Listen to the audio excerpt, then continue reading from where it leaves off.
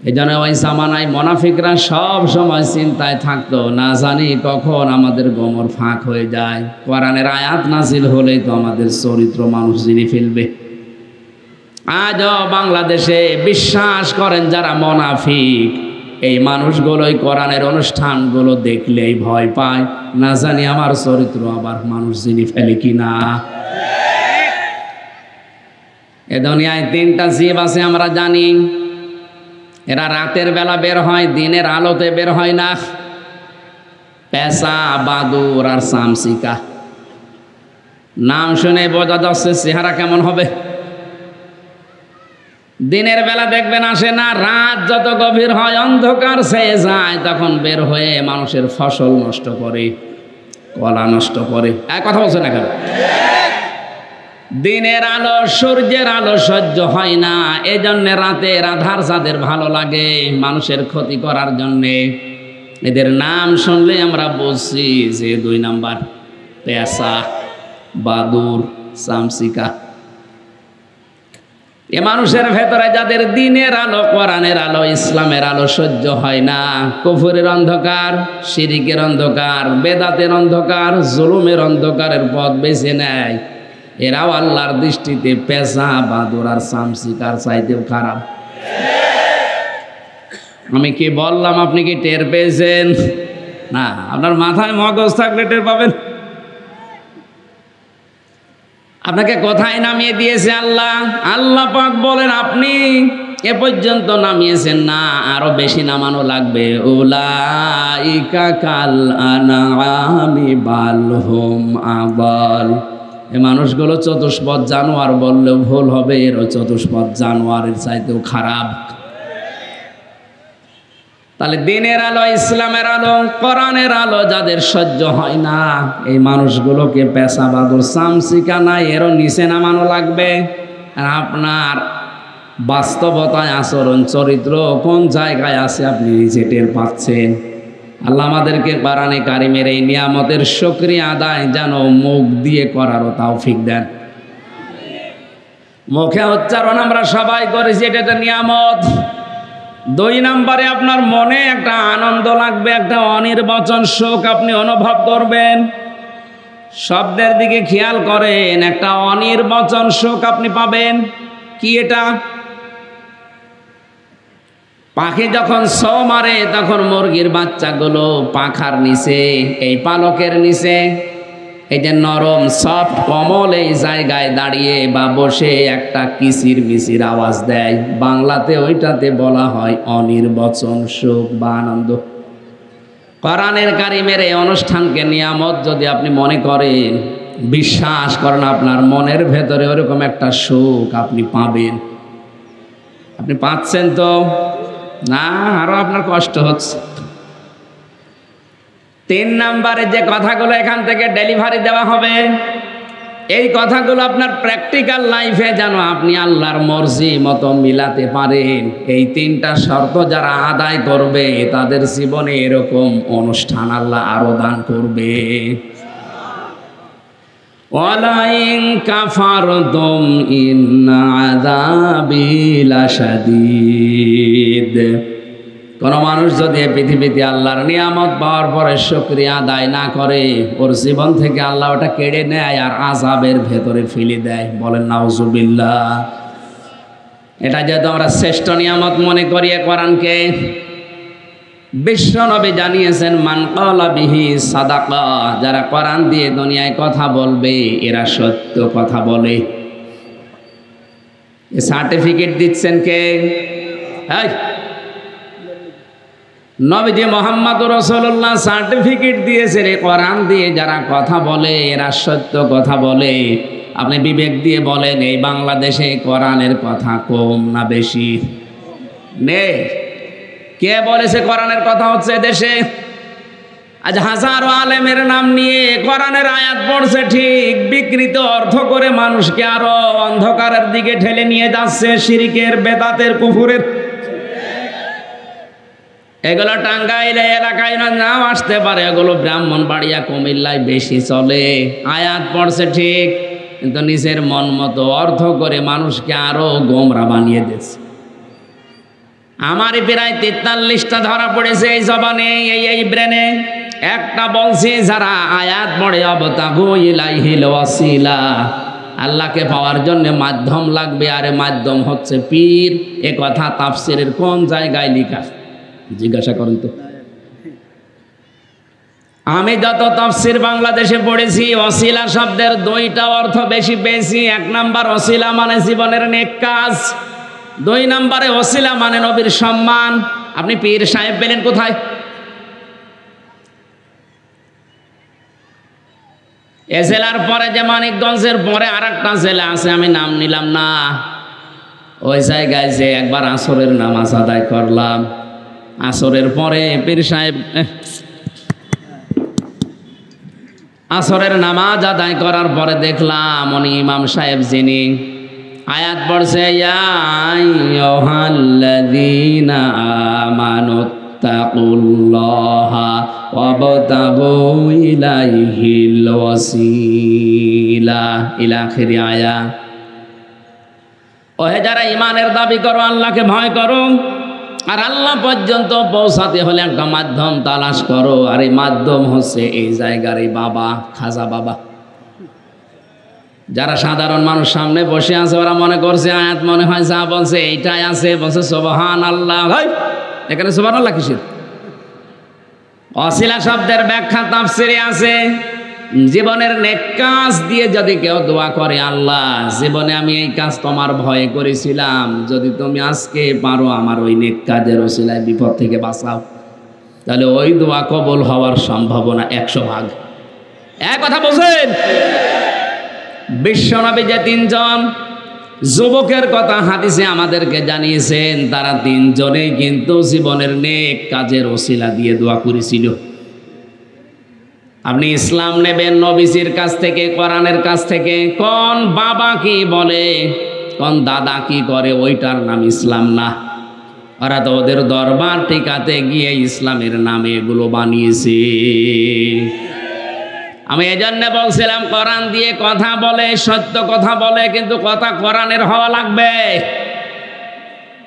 আল্লাহর নামের পাশে অন্য কোন নাম ধরে জিকির করা হারাম, জায়েজ নেই।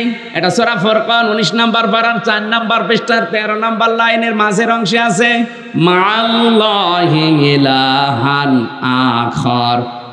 আল্লাহর সাথে যারা অন্য কাউকে ডাকে, এই মানুষগুলোকে আল্লাহ ডবল শাস্তি দেবে। অথচ বাংলাদেশের দিকে তাকান আর ভারতের দিকে, আল্লাহ আল্লাহ কিছুক্ষণ করে, এরপরে ইয়া আলী বাবা, শাহ আলী বাবা, দয়াল বাবা, খাজা বাবা, ন্যাংটা বাবাও চলছে। আল্লাহর নামের সাথে এমনকি রাসূলুল্লাহর নাম ধরে জিকির করাও জায়েজ নেই। কেউ যদি বলে ইয়া রাসূলুল্লাহ, ইয়া রাসূলুল্লাহ, হারাম হবে। কারণ রসুলের নামে আল্লাহ কোনো জিকির দেয়নি, রসুলের নামে দিয়েছেন তাসলিমা, সালাম। আপনি দরুদ পড়েন নবীজির নামে, সাল্লু আলাইহি ওয়া সাল্লিমু তাসলিমা, যথাযথ হক আদায় করে যেভাবে নিয়ম ওইভাবে দরুদ পড়েন, কোনো অসুবিধা নেই। কিন্তু নবীজির নামে আপনি জিকির করতে পারবেন না। জিকির করা লাগবে 1 নম্বর কার নামে? আরো জোরে বলেন, আল্লাহ ছাড়া কারো নামে জিকির করা, জিকির একটা ইবাদত। জিকির কি? আল্লাহ বাদে কারো নামে জায়েজ নেই। অথচ আল্লাহর পাশাপাশি যারা অন্য কারো নাম জুড়েও জিকির করছে আর কোরআনের আয়াত পড়ে পড়ে দলিল দিচ্ছে, আপনি বলেন তো এরা কি সত্য কথা বলছে? এজন্য কোরআন দিয়ে কথা বললে সত্য কথা বলে। যারা সামনে আছে শ্রোতাদের এই কথাটা বোঝার মতো আবার যোগ্যতা থাকা লাগবে। কোরআনের আলোচনা শুনলে যাদের উপলব্ধি করার ক্ষমতা আছে, এটা বোঝার মতো যোগ্যতা আছে। আল্লাহ কোরআনে সূরা মায়েদা 7 নম্বর পারা 4 নম্বর পৃষ্ঠা 1 নম্বর পৃষ্ঠার 1 নম্বর লাইনে 83 নম্বর আয়াতে জানিয়েছেন, ওই মানুষগুলোর চোখের দিকে তাকিয়ে আপনি দেখবেন ওরা কাঁদতেছে। ওয়াইদা সামিউ মা উনজিলা ইলার রাসূলি তারা আয়ুনাহুম তাফিদু মিনাদ দামি মিম্মা আরাফু মিনাল হক।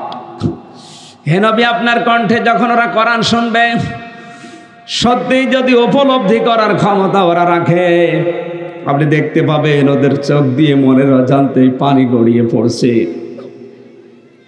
কোরআন আলোচনায় সবার চোখে পানি আসবে না? নবী দিয়ে কোরআন ওসমানের সামনে পড়লে হযরত ওসমান কাঁদতে কাঁদতে বেহুশ হয়ে যেত। কোরআন নবীজি আবু জেহেলের সামনেও পড়েছিলেন, ওর কান্না আসে না, ওর শয়তানি বেড়েছে। এই ময়দানে ওসমানের মতো মন নিয়ে বসলে আপনার চোখে পানি আসবে যদি আপনি বুঝতে পারেন, এটা যদি উপলব্ধি করার ক্ষমতা আপনার থাকে। আর যদি আবু জেহেলের মতো মন নিয়ে বসেন, আপনার চোখে পানি আসা না, আপনার আফসোসও আসবে না, আসবে আপনার শয়তানি বেড়ে যাবে যে কি করে দুর্বিসন্ধি করা যায়। কথা বলেন ঠিক কিনা? আমরা কি আবু বকরের মতো মন নিয়ে বসবো না আবু জেহেলের মতো? বলেন বলেন। সাফ করে একটা কথা কান খাড়া করে শোনেন, দুনিয়াতে যদি কোরআন শরীফ কাউকে ভালো বানাতে না পারে, হেদায়েত দিতে না পারে, বুঝবেন ওই লোকটাকে আল্লাহ জাহান্নামে দেবে, এই জন্যই বানিয়েছে। এটা তো আমি বানালাম নাকি? যে আয়াত পড়েছি আজকে সূরা বাকারার পরের আয়াতে এই শব্দটা আছে, শাহরু রমাদান আল্লাযী উনজিলা ফীহিল কুরআন হুদাল লিন-নাসি ওয়া বায়্যিনাতিম মিনাল হুদা ওয়াল ফুরকান। এই সেই কোরআন রমজান মাস, যে মাসে আল্লাহ কোরআন নাযিল করেছেন। হুদাল লিন-নাস, মানুষকে পথ দেখাতে। তাহলে কোরআন নাযিল করেছেন আল্লাহ গরু ছাগলকে পথ দেখাতে? কাকে? বলেন বলেন। আপনি যদি মানুষ দাবি করেন আর কোরআনের কাছ থেকে হেদায়েত না পান, এই আয়াত অনুযায়ী আপনি মানুষ না। স্পষ্ট দলিল আর প্রমাণের ভেতরে দেওয়া আছে। শেষের শব্দ ওয়াল ফুরকান, এটা সত্য আর মিথ্যা পার্থক্য করে মানুষকে দেখায়। ও টাঙ্গাইলবাসী, রমজান আমাদের সামনে মাত্র একদিন, অথচ নবী রমজান মাস পাওয়ার জন্য 6 মাস আগে থেকে প্রস্তুতি নিতেন, আর আমাদের কয়েক ঘন্টা পরে শুরু হয়ে যাবে। এতে কিছুক্ষণ পরে, হয়তো আধা ঘন্টা পরে চাঁদ উঠলে আপনি রমজান শুরু হয়ে গেছে। যেমনই 6 মাস আগে যদি প্রস্তুতি নিতে পারে, আপনি আধা ঘন্টা আগেও কোনো প্রস্তুতি আছে আপনার? আপনি সিদ্ধান্ত নেবেন আজকে যে কোরআন দিয়ে আমি হক আর বাতিল পার্থক্য করে বাকি জীবন চালাবো। যদি চালাতে না পারি, আমি জাহান্নামী। এই জন্যে আল্লাহ আমারে বানিয়েছে। এ দোষ আল্লাহর না, মানে আল্লাহ আমাকে হেদায়েতের উপরে চালাতে পারছে না, এ দোষ কার? কেন আমার বলেন তো? এই যে সূর্যটা ওঠে, সবাই সূর্যের আলো পায়। একটা ক্লাস চলছে, এটা জবাব দেবেন আপনি যদি জানেন। সূর্যের আলো সবাই পায় না? না, অন্ধ আলো পাবে। এখন এ দোষ কি সূর্যের না চোখের? আরো জোরে বলেন।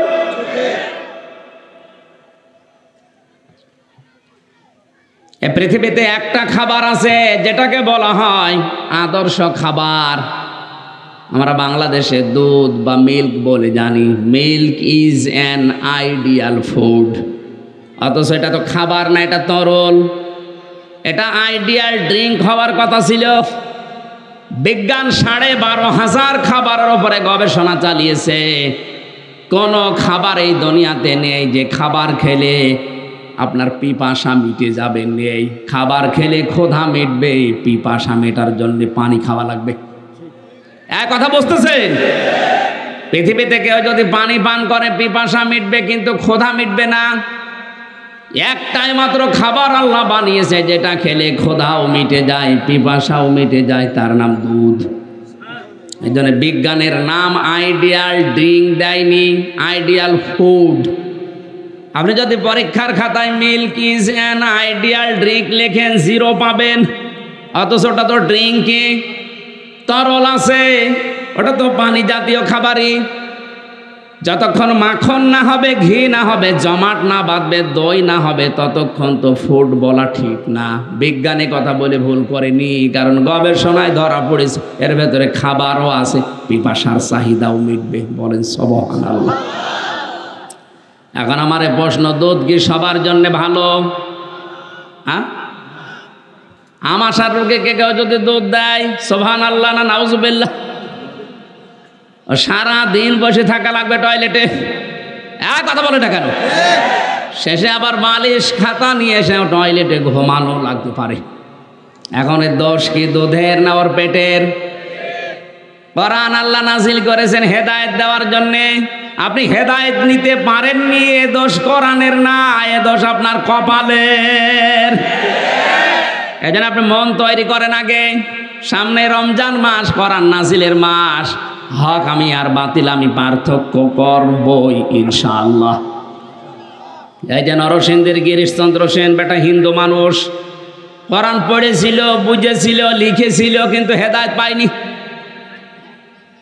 ও কিন্তু আমাদের চাইতে কোরআন পড়তো বেশি, বুঝতো বেশি, লিখতো বেশি, ও তাফসির পর্যন্ত লিখেছে। এখানে সভাপতি সাহেব আলেম মানুষ, উনি সহ যত বড় বড় শিক্ষিত মানুষ বসে আছে, একজনকে বলতে বলেন তো বুকে হাত দিয়ে যে কোরআনের প্রতিটি শব্দের অর্থ আমার জানা।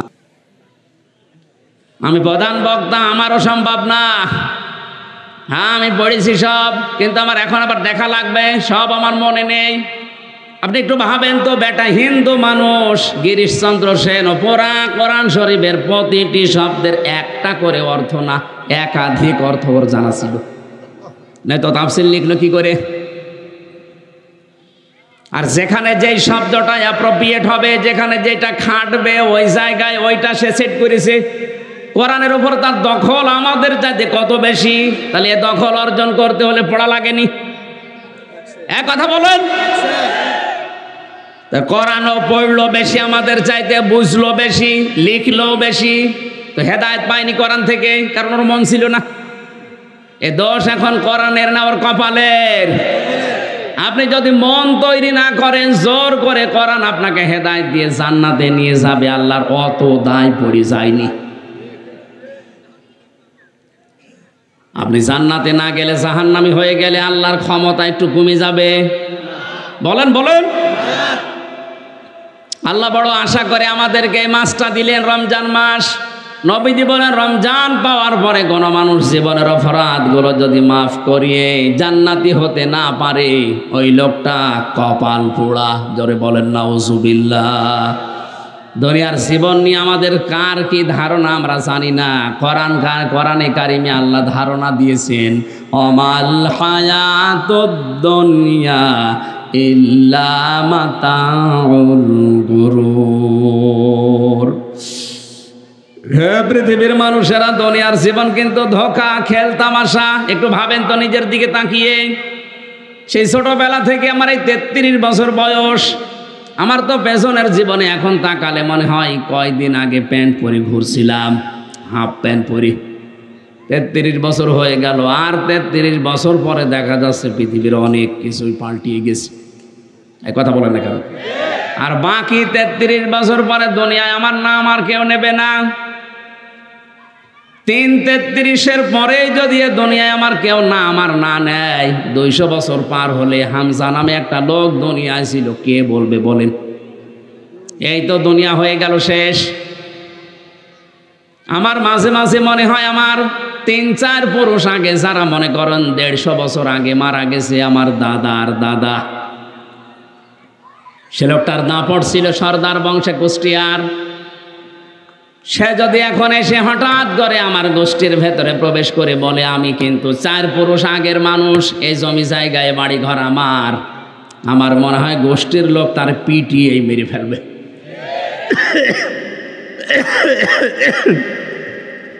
শুধু ওই লোকটাকেই মারবে।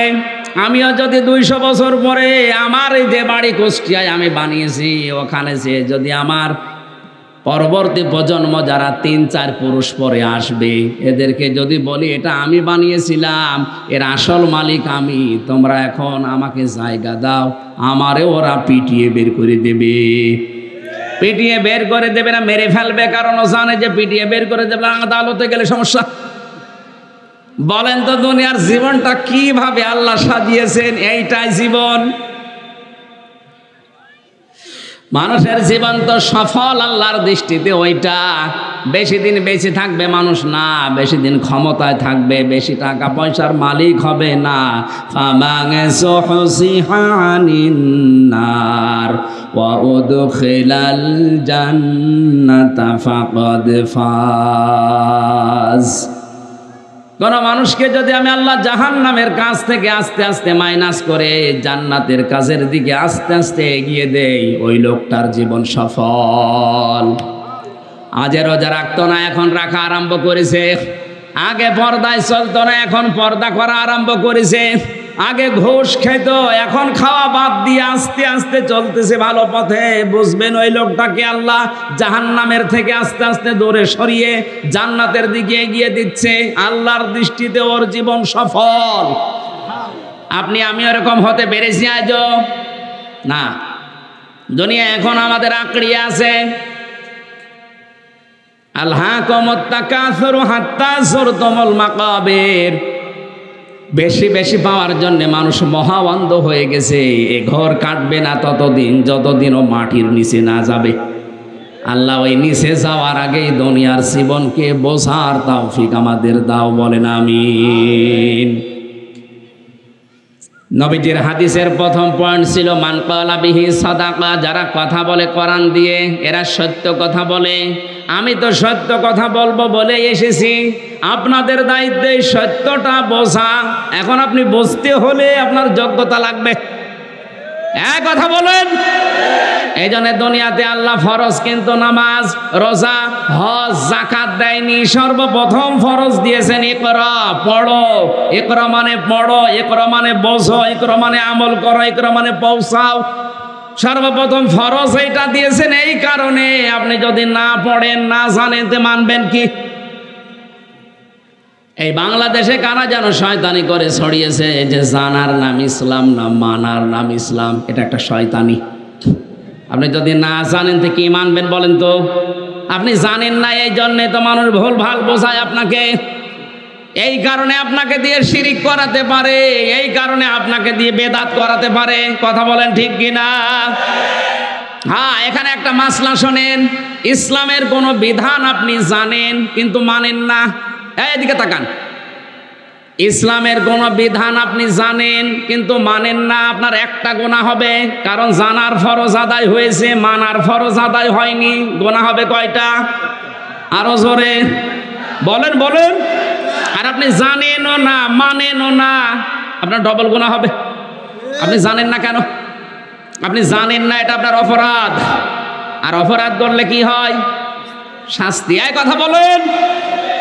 বলে আমি জানি না তাই মানি না, আর জানলে মানা লাগবে এই জন্য আমি জানিও না। ওরে শয়তান, জানো না এটা তোমার অপরাধ। দুনিয়ায় কেউ মায়ের পেটে জেনে আসে নাই, দুনিয়ায় আসার পরে জেনেছে। কথা বলেন ঠিক কিনা? এ লোকটা যদি জানতে পারে তো তোমার কি হয়েছে? তোমাকে জানা লাগবে। এই জন্য সর্বপ্রথম আল্লাহ বলেছেন ইকরা, পড়ো। কি করো? আরো জোরে, আরো জোরে। হ্যাঁ, এখানে আর একটা মাসলা আছে, আলেম আছে যেহেতু আমি এই জন্য বলছি। জিবরাইল যখন এই শব্দ নিয়ে নবীজির কাছে এসেছিলেন, হে নবী আপনি বলেন ইকরা, 3 বার বলার পরও নবীজি পড়েন নাই, তাহলে আল্লাহর নবী পড়াশোনার বিরুদ্ধে ছিলেন না? মানে 3 বার তিনি বললেন মা নবী কারি, আমি পড়তে পারি না, পড়বো না, পড়তে জানি না। জিবরাইল 4বার যখন বুকে চাপ দিয়ে বলেছেন ইকরা বিসমি রাব্বিকাল্লাযী খালাক, হে নবী পড়েন আপনার রবের নামে যিনি আপনাকে বানিয়েছে। বিশ্ব নবী এবার জিবরাইলের সাথে মিলে 5টা আয়াত পর পর পড়েছিলেন। এই হাদিসকে আমি বানালাম। এই বলেন বলেন, কি বুঝলেন হাদিস থেকে? নবীজি জানাতে চেয়েছেন, ও জিবরাইল বারবার আমাকে ইকরা ইকরা করো, পড়ো পড়ো। আমি কি পড়বো? তুমি যখনই বলেছো বিসমি রব্বিকা, রবের নামে পড়ো, তখন আমি পড়া আরম্ভ করেছি। তামাম দুনিয়ায় আমার উম্মতদেরকে আমি আজকে থেকে শিক্ষা দিলাম, পড়তে বললেই পড়া যাবে না, পড়ার আগে দেখা লাগবে ওটা রবের নামে পড়া কিনা। রবের নামে পড়া এখন আছে আমাদের। বলেন বলেন। আরে ভাই, পড়লেই মানুষ মানুষ হয় না। এই চোখে দেখেছি শিক্ষক অজু করছে, 5.5 বছর 6 বছরের ছাত্র পায়ে পানি ঢেলে দিচ্ছে। আমি চোখে এইটাও দেখেছি, বিশ্ববিদ্যালয়ে ক্লাস চলছে, মাস্টার্সে ছাত্র জুতা দিয়ে পিটাচ্ছে শিক্ষককে, বলে শালা করে মেরেই ফেলবো। এই যে কোরআন আমার সামনে একটা কথাও বানানো না, দুইটাই আমি দেখেছি। আরে ভাই ছাত্র তো ওইটাও এইটাও, এটা কেবল কোরআনের স্পর্শ পেয়েছে কয়েকদিন, এ মানুষ হচ্ছে। আর ওইটা মাস্টার্স শেষ করার পরে কোরআন পাইনি, ওটা জানোয়ার হয়ে গেছে। পড়তে বললেই পড়া যাবে, কার নামে পড়া লাগবে? সিলেবাসের দিকে তাকান, আল্লাহর নামে পড়া আছে। এটা বললে আপনার কাছে রাজনীতি মনে হয়, 10 বছর পরে কি হবে আপনি টের পাচ্ছেন। বৃদ্ধাশ্রম এখন জেলায় জেলায় আছে, তখন থানায় থানায় বানানো লাগবে। আজ 3-4 দিন একটা ভিডিও ঘুরছে যে 4 ছেলে 2 মেয়ে, বাবা মা মারা গেছে আজ 10 বছর আগে, এরা সবাই মিলে বাবার নামের জমিগুলো সব নিজেদের নামে লিখে বাবাকে রাস্তায় ছেড়ে দেওয়ার সিদ্ধান্ত নিয়েছে। না না নাউজুবিল্লাহ বললেন কেন? দোষ শুধু ওই ছেলে মেয়েদের নাও, দোষ ওরও আছে। আল্লাহর পরে যে মা বাবার স্থান, এই শিক্ষায় তো বাবা ওই 5-6 জনকে দেয়নি। কথা বলেন না কেন? ওরে বৃদ্ধাশ্রমে দেবে না, রাস্তায় ছেড়ে দেবে না, করবে কি? এই জন্য পড়তে হলে আমাদের পরবর্তী প্রজন্মকে যদি মানুষের মতো মানুষ তৈরি করে রেখে যেতে চান, কোরআন বিবর্জিত শিক্ষা ব্যবস্থা দিলে ওটা আসলেই বানরের বাচ্চা, শকুরের বাচ্চা হবে। পড়া দিয়েছে শরীফ শরীফা পড়ো, কি করবো এটা পড়ে আমি? সকালবেলা যদিও বলে আমি শরীফ, বিকালে বলছে না আমার শরীফা শরীফা লাগছে। আপনি থাকেন এইভাবে, কিছু বলতাম না, কিন্তু আপনার দুর্বিসন্ধি তো আলাদা। এই ট্রান্সজেন্ডারের নাম নিয়ে এইটা করে মানুষকে ধোঁকা দিয়ে বোকা বানিয়ে যদি বলেন যে আমার তো শরীফা মনে হচ্ছে, তাহলে আপনি শেষে বলবেন তাহলে আমার এই মহিলা হোস্টেলে সিট দাও, কারণ আমি তো এখন আর শরীফ নেই, আমি কি? বলেন বলেন। মহিলা হোস্টেলে আপনার মেয়ে আছে, আপনার বোন আছে, আপনার ফুপু আছে, কথা বলে না কেন? ও যতই শরীফা দাবি করুক, মাল কি? শরীফ। মাল কি? বলেন তো, শরীফ যদি আপনার মেয়ের কাছে, আপনার বোনের কাছে থাকে, ও ঠিক থাকবে? সেদিন এক লোক প্রশ্ন করছে, হুজুর যুবক যুবতী এক বিছানায় ঘুমানো জায়েজ আছে কিনা? জায়েজ আছে, কিন্তু ও তো ঘুমাবে না। ঘুমাবে? আপনি শরীফ থেকে শরীফা হয়ে থাকলে তো মেনে নিতাম, কিন্তু আপনি তো থাকবেন না। আপনার তো দুর্বিসন্ধি আলাদা। সমকামিতা চালু করার জন্য আপনি এগুলো দুর্বিসন্ধি করে ঢোকাতে চান। আগামী প্রজন্ম শেষ পর্যন্ত আমার মেয়ে আমার বোন আমার ফুফু না, আপনার মেয়ে আপনার বোন আপনার ফুফু, পেটে যার সন্তান নিয়ে ঘুরবে, কিছু বলতে পারবেন না।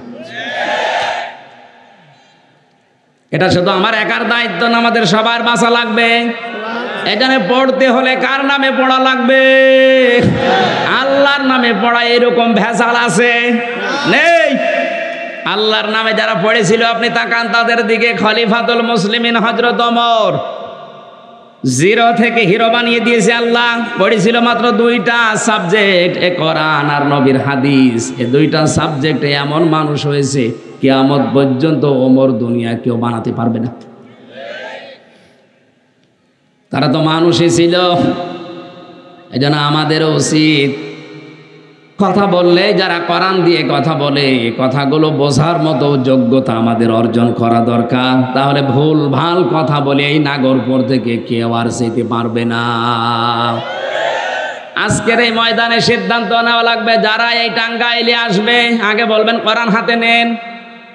শব্দের ব্যাখ্যা এক একটা অর্থে তাফসিরের আকারে আমাদেরকে এখানে তাফসিরুল কোরআন মাহফিল লিখা এইভাবে করে করে বলেন। কোন বাবা কি করেছে ওইটা আমরা শোনার জন্য আসি নাই। হ্যাঁ বলতে পারবেন? তাহলে শিরিক বেদাত এই জেলায় আর কেউ ছড়াতে পারবে না। আমান আমিলা বিহি উজিরা, যারা কোরআন দিয়ে আমল করে এদের পুরস্কার আল্লাহ নিজে দেয়। কোরআনের আমল আছে পুরা কোরআন শরীফে আল্লাহ দিয়েছেন 500। কত বলেন বলেন? কালকে থেকে একটা আরম্ভ হবে। এই যেটা পড়েছিলাম, ইয়া আইয়ুহাল্লাযীনা আমানু কুতিবা আলাইকুমুস সিয়াম, ওহে যারা ঈমানের দাবি করো তোমাদের উপর আমি লিখে দিলাম সিয়ামকে। কি করলাম? আমি ফরজ করে দিলাম। এ কথা এখানে আল্লাহ দেয়নি, কুতিবা লিখে সই স্বাক্ষর করে দিলাম। এ মাহফিলের সভাপতি যিনি আছেন, প্রধান অতিথি শিল্পপতি, উনি যদি এত বড় টাকাওয়ালা মানুষও যদি বলে এই জমিটা মসজিদের নামে আমি দিয়ে দিলাম, এ কথার কোনো দাম আছে? নেই। যদি এটা সই স্বাক্ষর করে, দলিল করে, স্ট্যাম্প করে মসজিদ কমিটিকে দেয়, জমির দাম আছে না নেই? যত বিধান আল্লাহ পাক জিবরাইলকে দিয়ে দুনিয়ায় পাঠালেন, আর রোজার মতো, নামাজের মতো গুরুত্বপূর্ণ বিধান আমার আল্লাহ আরশে নিয়ে বিশ্ব নবীকে নিজে উপহার দিলেন। শুধু আমাদের উপরে আল্লাহ এটা লিখে দেননি, কামা কুতিবা আলাল্লাযীনা মিন ক্বাবলিকুম, আমাদের পূর্বে যত জাতি এ দুনিয়া থেকে বিদায় নিয়েছে সবার উপরে রোজা ছিল। সবার উপরে কি ছিল? ইসলামের অন্যান্য বিধান হয়তো কম বেশি ছিল, কিন্তু রোজা সবার উপরে ছিল। আল্লাহ দিয়েছিলেন কেন? যে এটা লাআল্লাকুম তাত্তাকুন, মানুষ যেন খোদা ভীতি অর্জন করতে পারে। এখন খোদা ভীতি কি? আল্লাহর ভয়ে জড়ো সড়ো হয়ে ঘরের ভেতরে বসে থাকা। বলেন বলেন, তাকওয়া যে কি এটা আমরা অনেকে জানি না। ভয়ের অনেকগুলো আরবি আছে। ইনজার মানেও ভয় দেখানো, খাউফ মানেও ভয়, তাকওয়া মানেও ভয়। ওই সমস্ত শব্দ বাদ দিয়ে আল্লাহ তাত্তাকুন দিলেন কেন? খাউফ বলা হয় ওই ভয়কে যেটা মানুষ বাঘ দেখে পায়, সাপ দেখে পায়। পুলিশ দেখে ভয় পায় না মানুষ? পুলিশ দেখে যে ভয় পান, এটা খাউফ। আর তাকওয়া আল্লাহর নিষিদ্ধ কাজগুলো ঘৃণা ভরে ছেড়ে দেওয়ার নাম তাকওয়া। আমি কথা বোঝাতে পেরেছি? বেপরদায় চলা আল্লাহর নিষিদ্ধ কাজ। এই কথা বলেন না কেন? বেপরদায় চলা কার নিষিদ্ধ কাজ? আজকে থেকে বেপরদায় চলবো না, এটা ঘৃণা করে ছেড়ে দিলাম, এর নাম তাকওয়া। উলঙ্গ নাচ দেখা, এটা আল্লাহর নিষিদ্ধ কাজ। বলেন বলেন, মোবাইলে যাদের এরকম উলঙ্গ নাচ আছে, এরকম গান আছে, আজকে থেকে আমি শুধু দেখবো না, না ঘৃণা করে ডিলিট করে দিলাম, এর নাম তাকওয়া। কাদের কাদের আছে মোবাইলে দেখি হাত তোলেন তো। একজন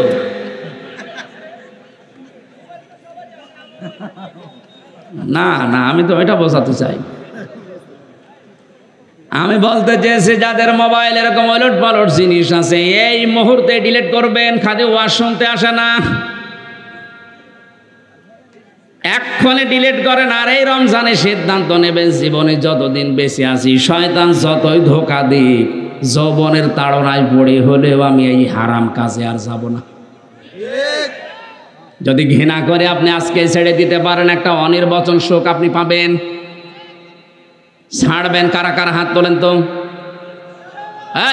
হাত তোলার দরকার নেই, আপনাদের এই চরিত্র কিরকম আমার বোঝা হয়ে গেছে। দাড়িওয়ালা মানুষ, 80-90 বছর বয়সও যদি হাত তোলে যে আমি ডিলিট করে দেবো ওর মোবাইল দেখি। দাদা দেখি মোবাইল দেখি।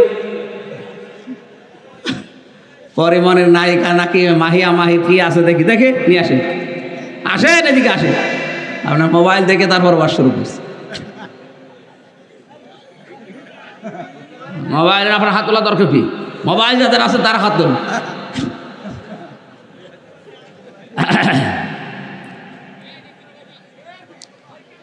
আমার ভাইরা, রমজানের গুরুত্ব এত বেশি আল্লাহ পাক জানিয়েছেন, ফামা শাহিদা মিনকুমুশ শাহরা ফালিয়াসুমহু, তোমাদের ভেতরে কেউ যদি রমজান মাস পায়, আমি আল্লাহ বললাম সে যেন অবশ্যই রোজা রাখে।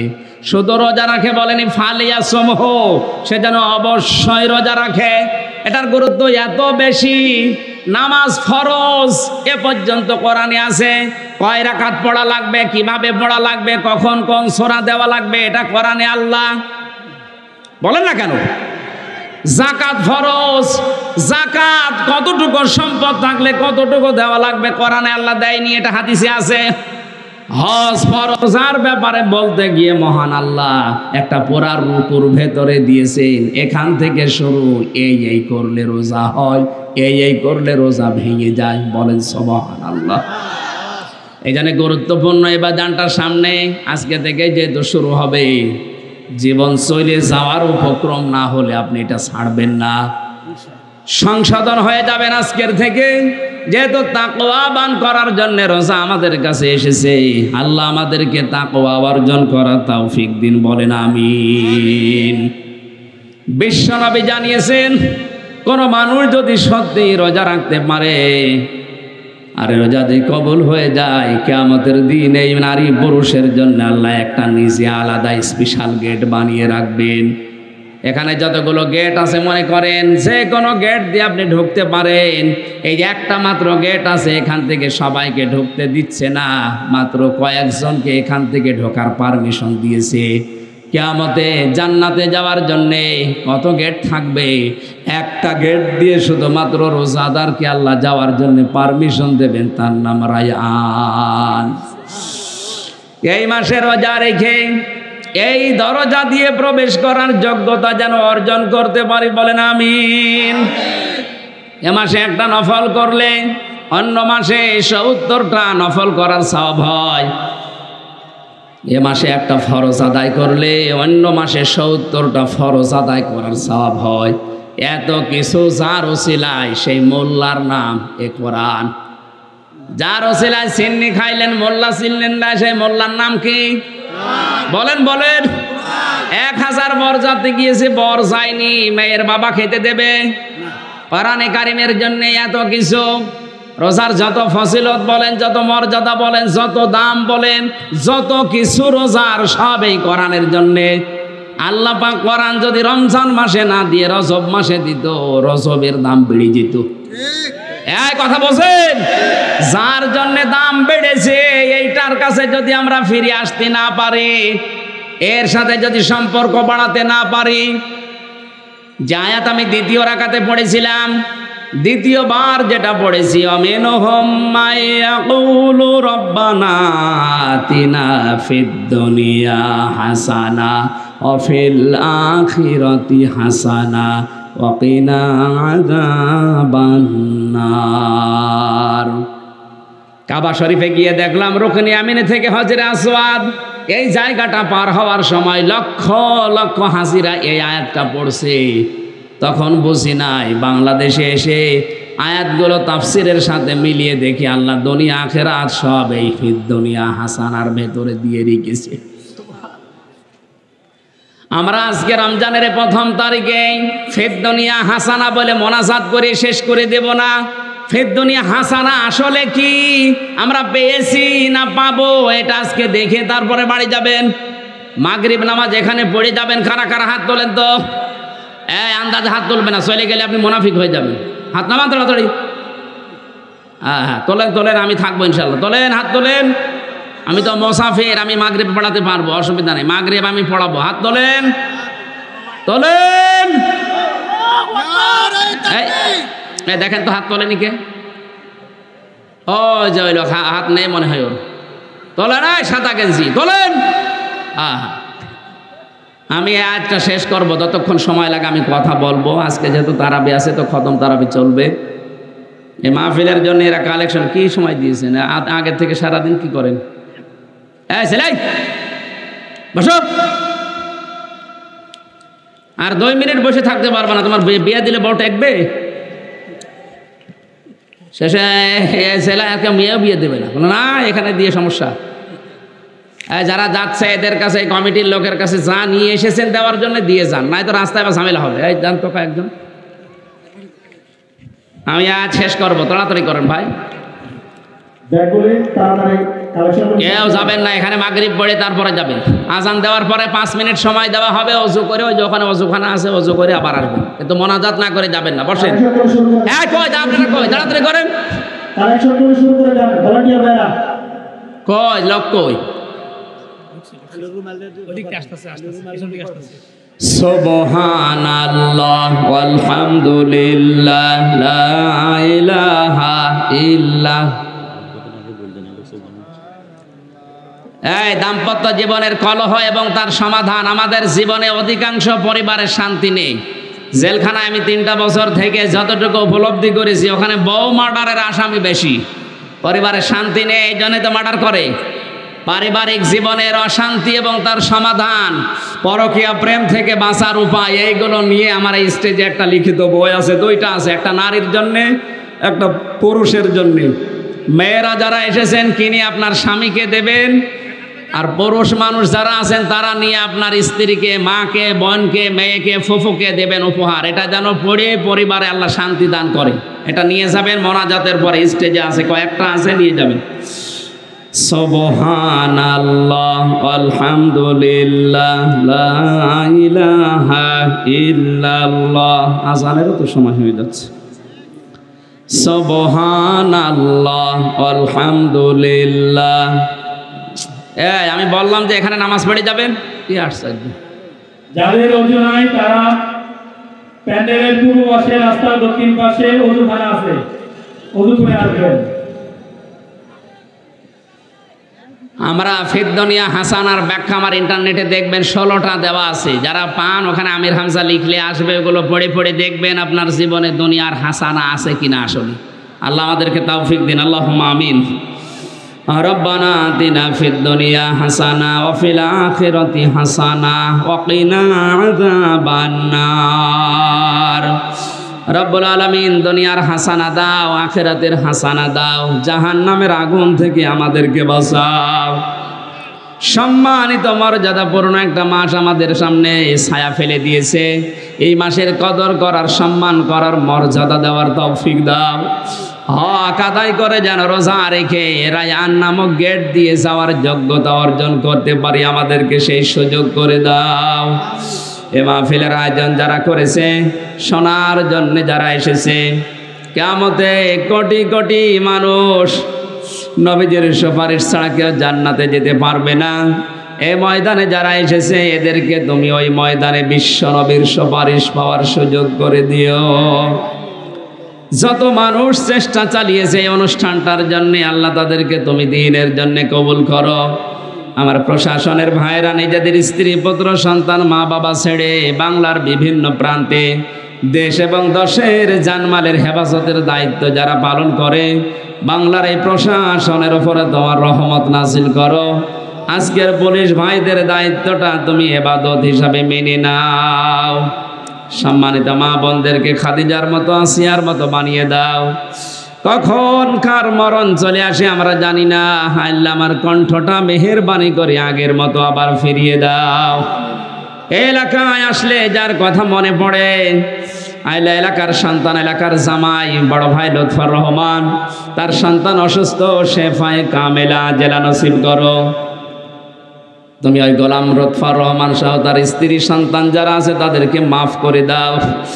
মাওলানা আবুল কাশেম সহ, আব্দুল মালিক ফারুকি ভাই সহ যত আলেমরা এসেছে, আলেমদেরকে আলেম হিসাবে মেনে নাও। আল্লাহ আমার কণ্ঠটা ব্যথা, মেহেরবানি করে আমার কণ্ঠের ব্যথা দূর করে দাও। কোরআনে কারীম সহজ সরল ভাষায় বোঝাতে পারি সেই তৌফিক আমারে ভিক্ষা দাও। গোলাম মাওলা তোমার এক বান্দা দোয়া চেয়েছে, তাকে একটা নেককার সন্তান দান করো। রব্বি হাবলি মিনাস সালিহিন, রব্বি হাবলি মিনাস সালিহিন। এই নাগরপুর যে থানার মাটির নিচে যত মানুষ ঘুমিয়ে আছে, কোরআনের এই অনুষ্ঠানের কারণে মাফ করে দাও। একটা মাস আমাদের শরীরকে সুস্থ রাখো, ভালো রাখো। হক আদায় করে রোজা রাখার তৌফিক আমাদের সবাইকে তুমি ভিক্ষা দাও। আল্লাহুম্মা ইন্নী আসআলুকা শাহাদাতান ফি সাবিলিক। আল্লাহ মেয়েরা যারা এসেছে এদের রোগ শোক থেকে মুক্ত রাখো। রমজানের রোজাগুলো তাদেরকেও পালন করার সুযোগ দাও। যেই ঘরে একটা আল্লাহওয়ালা মেয়ে আছে, হযরত ওমর বলেন সে ঘরে একটা জান্নাতের টুকরা আছে। আমাদের ঘরে যাদের মা বোন আছে এদেরকে তুমি আল্লাহওয়ালা বানিয়ে দাও। বারাকাল্লাহু লানা ওয়া লাকুম ফিল কোরআনিল আযীম। মাহফিলের প্রধান অতিথি বিশিষ্ট শিল্পপতি জনাব মজিবুল ইসলাম পান্নাকে কবুল করো। আল্লাহ যত আলেম, কাশেম, মুফতি মহসিন আল মামুন সহ, মাসুদ হাসান সহ প্রত্যেকটি আলেমকে আলেম হিসাবে মেনে নাও। কখন মরণ আসে জানি না, যখন আসবে যেন পড়ি লা ইলাহা ইল্লাল্লাহু মুহাম্মাদুর রাসূলুল্লাহ।